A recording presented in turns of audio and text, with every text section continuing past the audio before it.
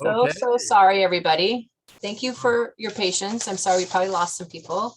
Thank you, Well, it looks Ken. like we have the people that we lost that came over to the other side have come back to this side again. I will tell you though, there was that moment when I logged in a second time to this meeting where I was just in the waiting room and I thought, oh no, I've been waiting limbo Me again. too, me too. So in the interest of time, I'm just going to encourage everyone to turn on their cameras, and Ken had a question going in the other room, so we Yes. jumped back and forth. Jennifer was talking about a gibbon at the Denver Zoo.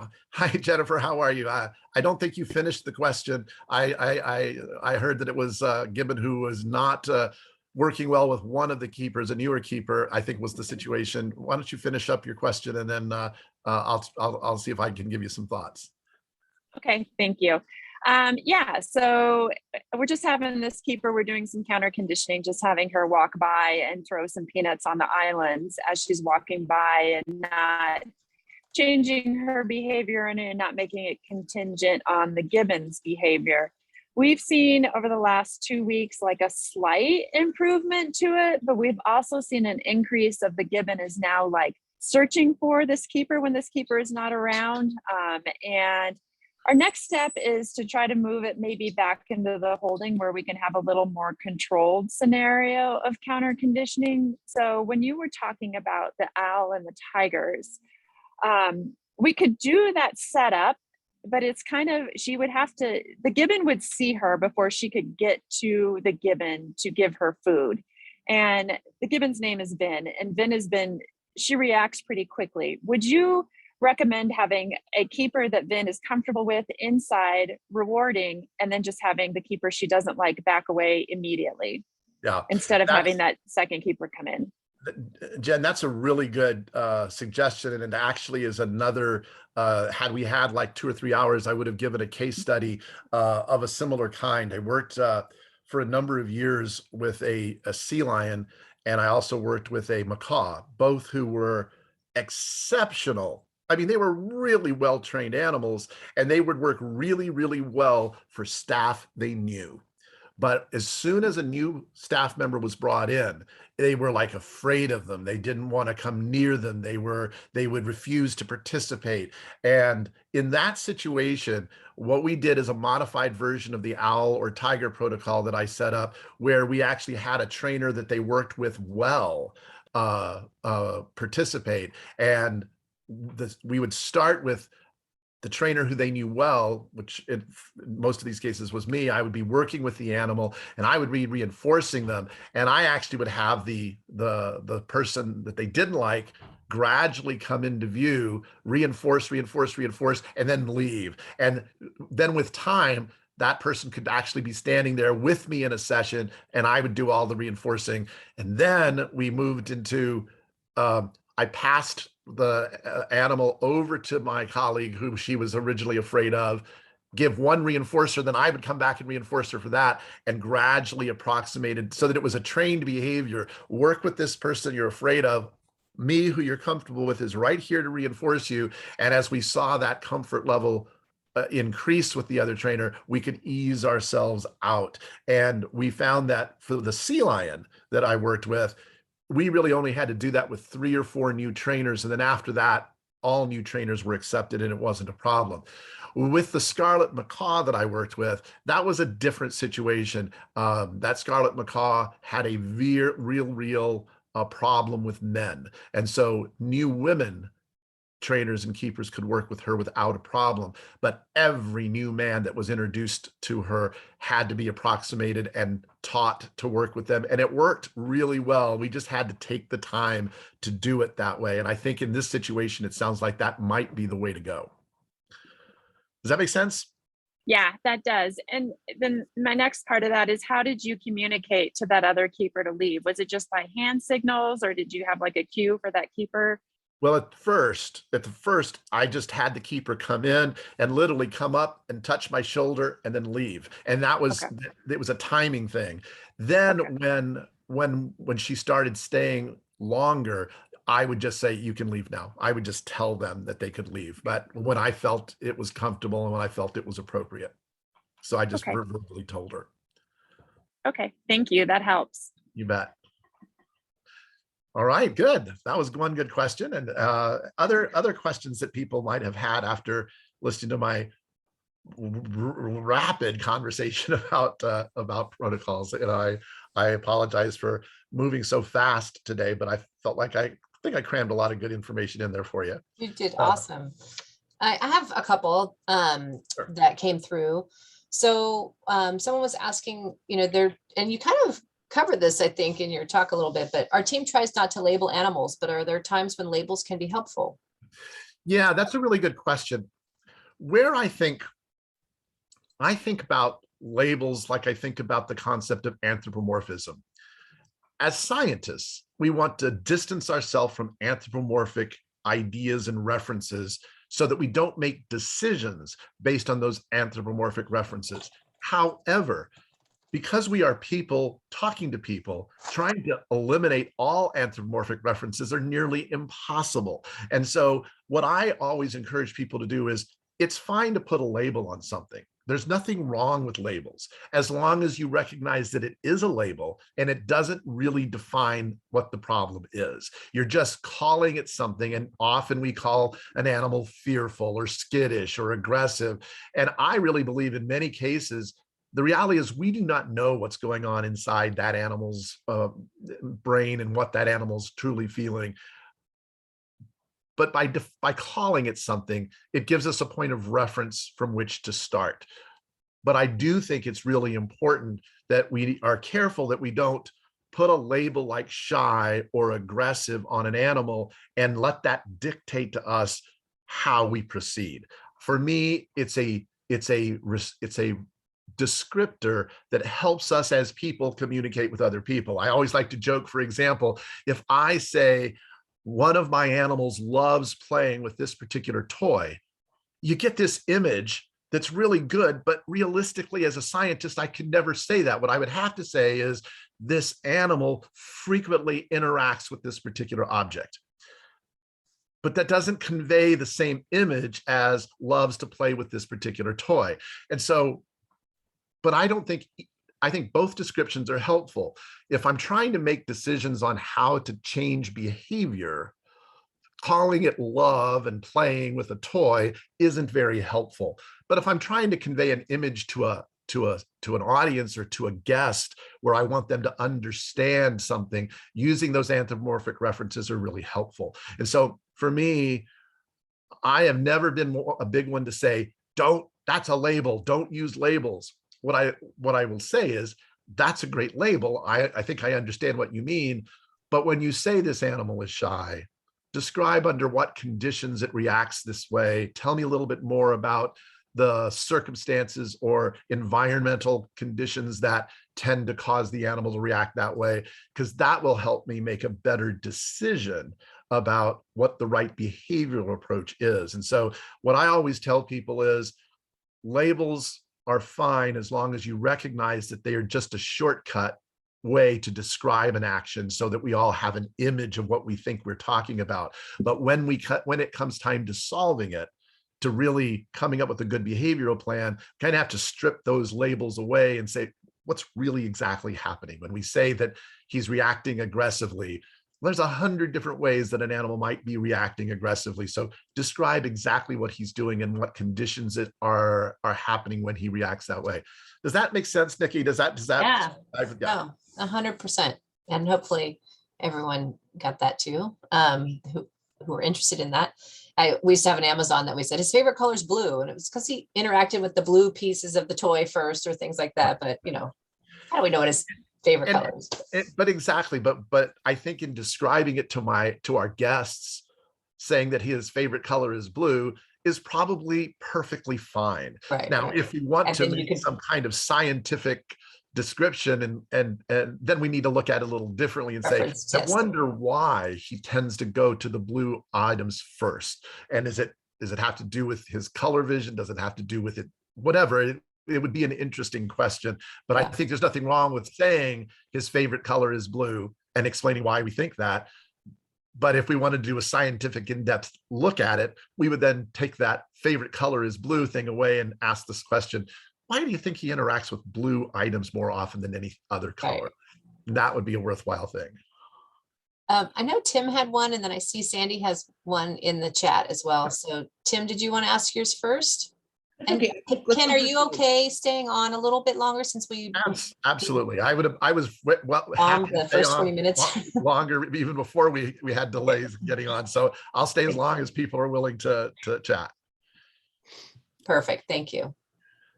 Yeah, I can go ahead and ask my quick question for you, Ken. So I was just wondering, for all the keepers out there that feel like, they don't have a ton of time with their animals, like for a lot of ours, they maybe only have 30 minutes at a time with a given animal out throughout the day. What are some of the quickest ways that people can build trust with those animals and develop a good relationship with that small amount of time they have? Yeah, and that's not unusual.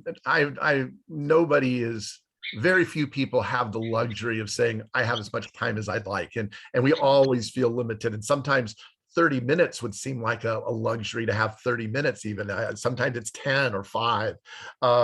And I've really been impressed with a lot of the trainers that I've seen who are in situations where, based on their schedules, only have 4 or 5 minutes a day to really spend time with their animals because they have to move on to the next animal or move on to the next area.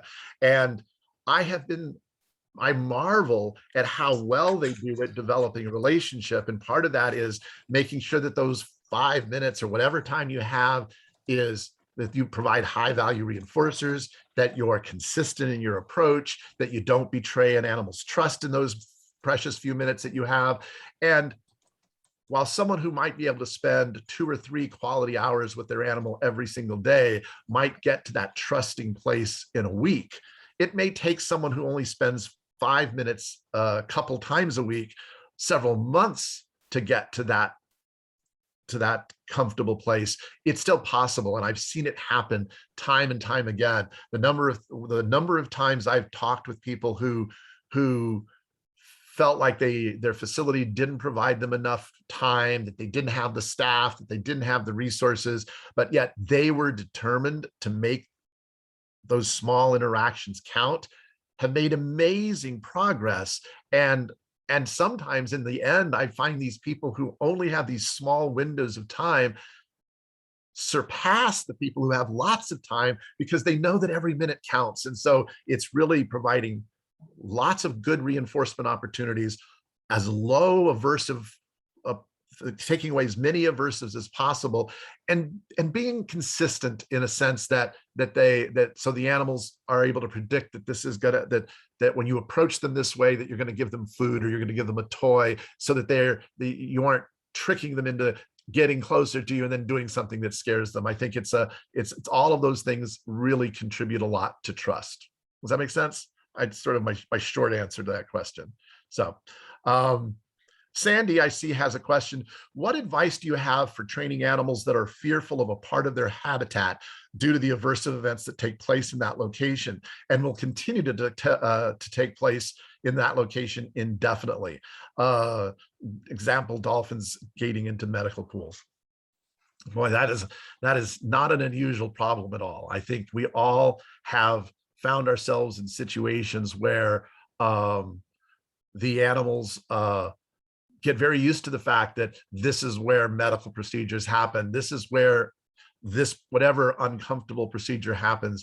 There's a couple of different factors. One of them is the ratio of good experiences to bad experiences.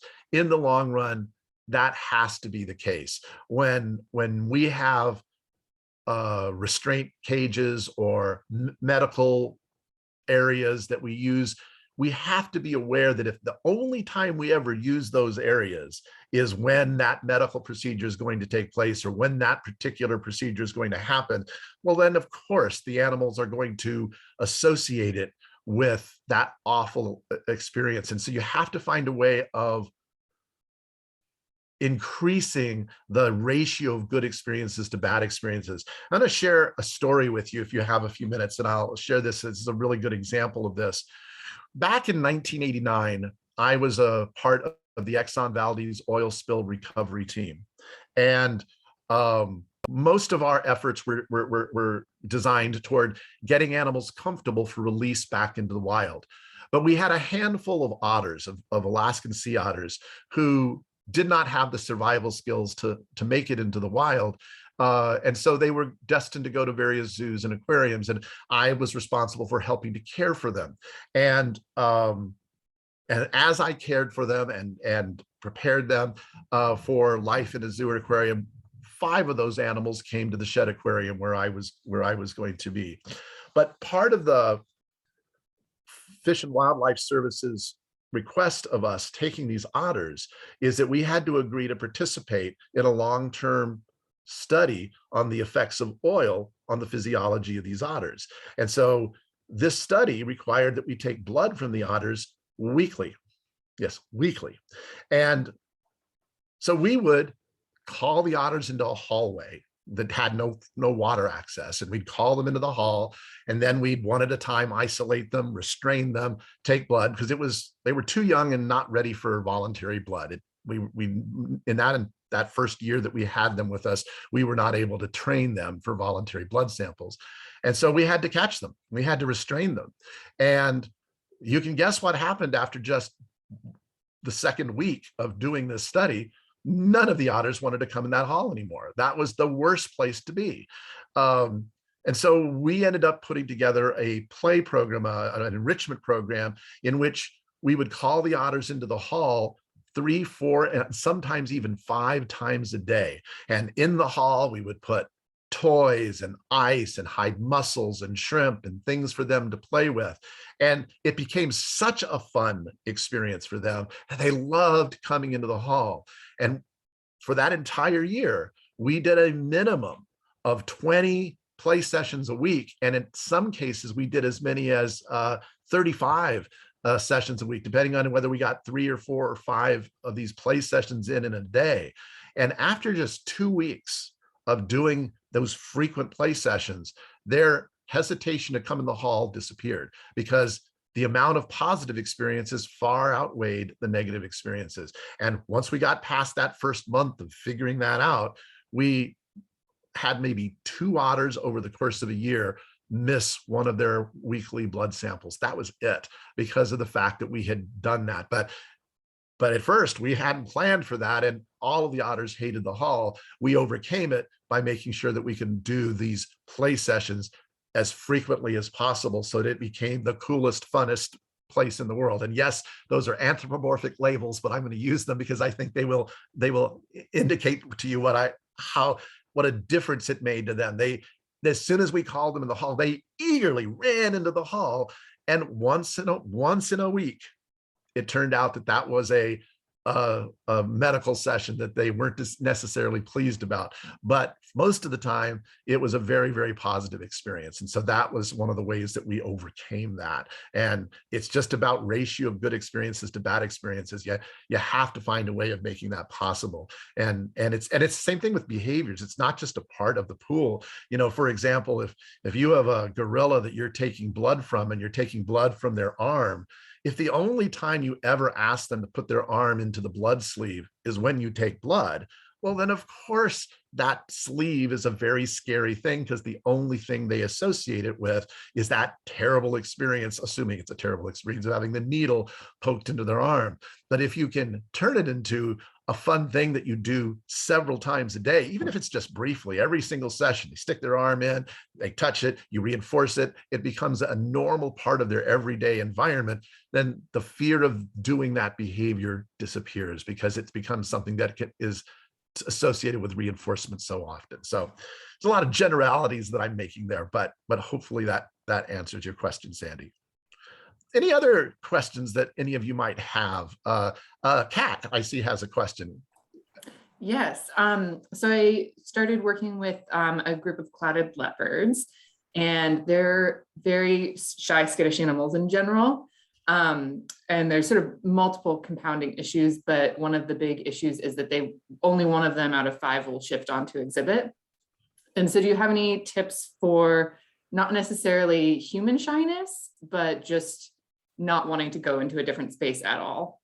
Yeah, and it's interesting. I mean, as soon as the word clouded came out of your mouth, I knew exactly where you were going, because this is a really common problem with clouded leopards. They're very, again, I'm going to use the label shy, but they are shy animals that takes a long time to gain their trust. And if you look in the chat window, you can see that Caitlin is saying, yes, they're experiencing the same thing. And I've experienced the same thing. I've worked with clouded leopards in 3 different facilities.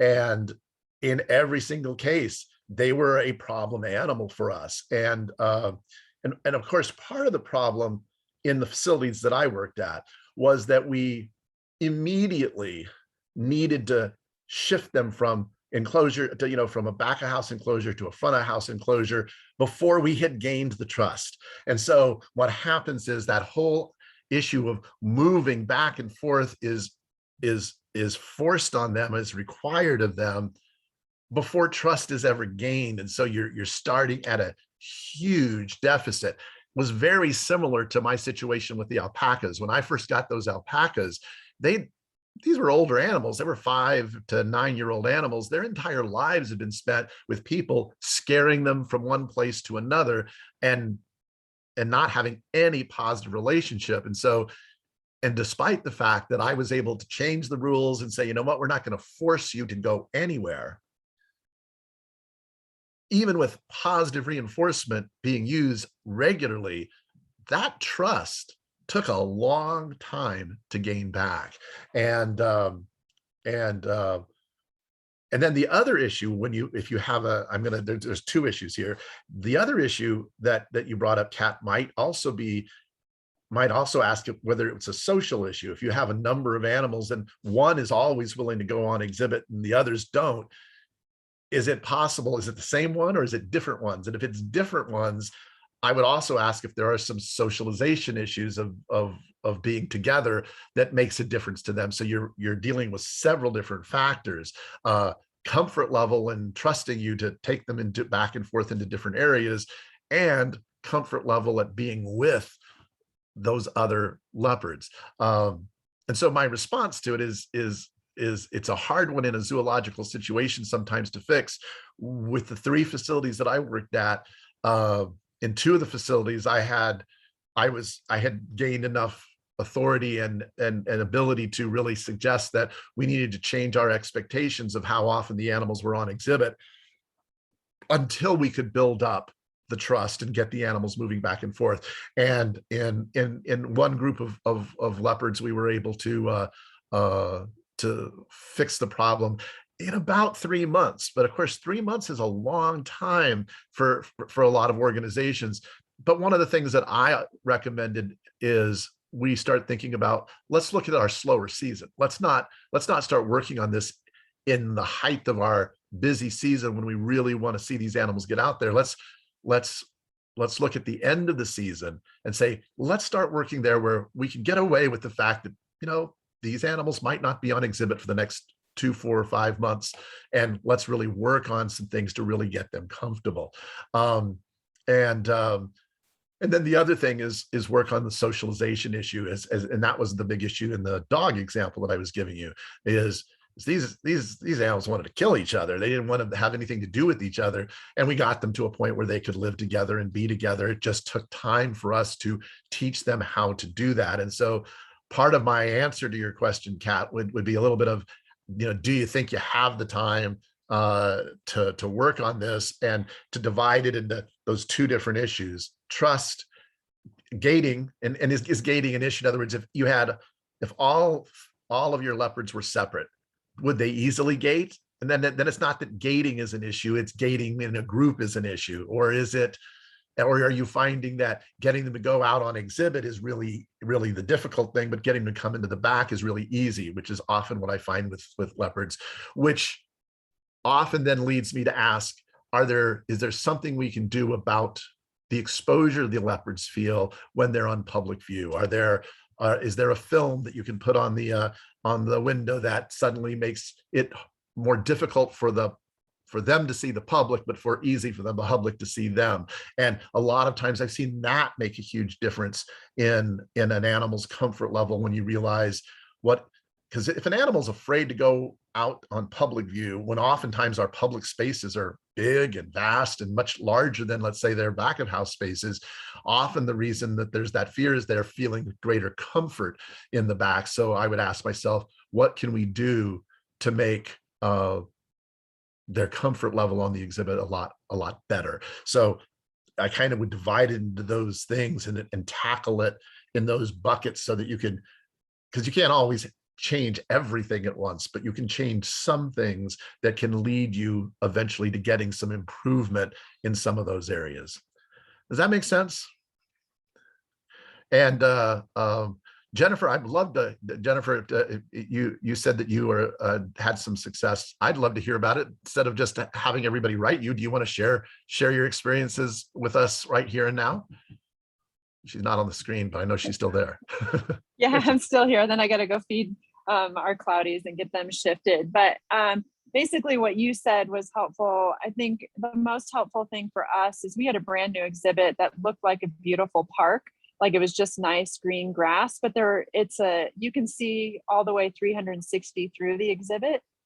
So it helped as the vegetation grew in, like we were able to grow bamboo in the back of the exhibit. So it created kind of a visual barrier to help them feel a little more secluded and not so out in the open. We also added some logs in there that they were deep enough that they could hide in the back, but still not so deep that the public could see them better. We added some hide boxes too up above that aren't quite the favorite, but they do use them sometimes. And then like Ken said, just giving them the option to come and go. We find that when they have access, they're more likely to spend time on exhibit. That's a tougher one to sell with management, especially when we had a new exhibit and everybody's like, let's go see the clouded leopards. They're really cool. But that was something we were able to work through with management, and it actually progressed much quicker with them being able to have access. So those are just a few things. We made the exhibit fun at the time we were going in with them. So being on exhibit was cool. They got to hang out and play with us. Eventually we removed ourselves from it. Doing a lot more feedings on exhibit, scattering food, those kind of things helped. So thanks, Jennifer. I apologize. I didn't read your whole chat and saw that you were leaving to go feed some animals. So I'll let you go take care of your cloudies, but I appreciate you taking the time to share that with us. Yeah, no problem. Yes, Thanks, sir. Ken, for being here today. Oh, no, my pleasure. Thanks so much. So Can anyway, I add one thing for clouded? yes, real oh, quick? please, Nikki, yeah. I don't know if I was trying to pay attention, make sure this didn't get covered, but for our clouded, we actually made a crate and we covered the side with moss. So it was kind of like in the habitat, but turned sideways. And they really liked their crates to hide in them, but we had to make it look natural. So we kind of painted it brown and hung moss all over the side of it. So you couldn't tell what it was, but they could go and just kind of lay in the crate and kind of, and then, but then they would choose to come out quite a bit, but they couldn't always see them, but at least they were on habitat. It just, we gave them a space that they were really comfortable in that kind of also met the needs for being naturalistic. And a lot of times, I think Nikki's right, and Jennifer had made a similar comment. A lot of it is working with your management team to figure out solutions that help meet the overall goals of the zoo while still meeting the behavioral goals that you are finding that you need to work with. And it's finding that opportunity to get everybody involved in the discussion, because there are often some creative solutions that can allow you to set up good hiding places, that maybe a camera is placed in a place where you can have a video feed that allows everybody to see them in their hiding place, but yet they feel more comfortable that way. And that actually provides some excellent viewing sometimes of animals if you're able to create some of those kinds of situations. But usually it requires, making sure that your keeper team, your training team, your veterinary team, your management team, your maintenance team, that all of those people are involved in that team discussion so that you can find a solution that meets everybody's goals and needs. All right, good. Those are great questions. We'll do one last question from Caitlin, and then since we were 20 minutes late, I was trying to give us 20 minutes back, but then I want to respect everyone else's time. So if that's okay, we'll do one more question. Yeah. And well, mine just jumps in on this clouded leopard topic because that was what I was going to bring up as well. And our issue is interesting because we're having the opposite, them coming in off of exhibit, but it really does seem to be very keeper specific. And so we've gone through kind of some very strict counter conditioning procedures, kind of like Ken talked about in his presentation, but it's so hard to maintain that level of trust. We have a different keeper that's expected to shift in our clouded leopards every night throughout the summer because we have really long open hours. And so there's one late keeper. So there's like 7 different people shifting them in. And that's like, we're shifting around diet resources all the time, trying to build up trust with whoever gets the best diet item on their shifting night. And it's like, if someone goes on vacation, it all breaks down again and we have to build it back up. And it's just been a nightmare. But we've just been dealing with it kind of like how you presented, Ken, which is it works each time. Right. But the challenge that you bring up, a really important challenge that I didn't talk about today, and that is the importance of consistency. And when it comes to things like counter conditioning protocols, counter conditioning works scientifically because of the timing being just right. However, part of counter conditioning has to do with the environment being the same each time, and the fact that each time you do it, if there's a different keeper, well, then those set of conditions, meaning the time of day might be the same and the gate might be the same and the location might be the same, but the person is different. And so you have to sort of go through that same amount of counter conditioning with everybody. And if your schedule is such that I'm going to do the gating tonight, but the animals aren't going to see me again until this time next week, then that really it means it's going to take longer to make that process work. But it is going to be faster if at least everybody involved understands the importance of keeping as many things consistent as possible, because then that counter conditioning protocol is going to work much, much more effectively and work much faster. You're just spreading out the time more because you're constantly changing the person that's involved. So Can I add something to that, if that's please okay? do. Absolutely. Sometimes when we don't want them to be relationship based, we'll add a reliable signal, like a tone that means some great resource is coming. So I don't know if you can save something like a bone or a bigger meal. We had that from primate shifting, and it was kind of like what Ken said, but we just had the late keeper walk by, and he had a pocket full of peanuts, and he would just walk by and throw the peanuts in the space and then just keep walking. Yeah. And pretty soon, within about a week, he became really reinforcing, because he became the goody guy versus the guy who locks us in every night. And it really helped change their mindset towards him. But I know that would be hard for cloud leopards. It's hard to throw meatballs in and everything, but yeah, we do have like this little bell they've been trying to ring, but I think we just like don't have enough food resources that are desirable, because usually like every night of the week they get like certain diet items. So all the keepers fight over like guinea pig night, because that's the best. And so whoever she associates with guinea pig, she's in. And so then, that keeper's the greatest. And then when we have a problem, we need to shift guinea pig to someone else, that person becomes the greatest. And so it's just this back and forth of like, whoever has the guinea pig. We're doing enriched experiences with guinea pigs right now. So it might not be that you always, because we're actually running out of rabbits because of hemorrhagic rabbit disease. So we have like soiled shavings and different things that might mean eventually you're going to get this resource. So you might get soiled shavings and the next day you get a guinea pig. So you might be able to extend that guinea pig into several days, because it becomes an experience that, they get the smell, they get the scent, and then, maybe that's 2 days and the third day. So or maybe you mix it up. And so it's like, I don't know when I'm going to get it, but I can smell it in there. So just a thought. And I will say, Caitlin, you're way ahead of the game. The fact that that is a factor. The fact that you've already identified that guinea pig day, or is the person who's giving guinea pigs is the favorite trainer at the time. Well, at least you're a far step ahead of some people who haven't even discovered that that's what it is that made such a difference to the animal. So it helps you at least in thinking and planning, and Nikki's suggestion of thinking about ways of how can you stretch that out by whether it be through scent or through other things is a really good idea, and worth thinking about. So, and I think we're at a point where we're just realizing how much work it is to maintain that kind of relationship with that animal, and we're questioning, like, do we need 7 different people to maintain that, or do we just change the schedule and 4 people bring her in?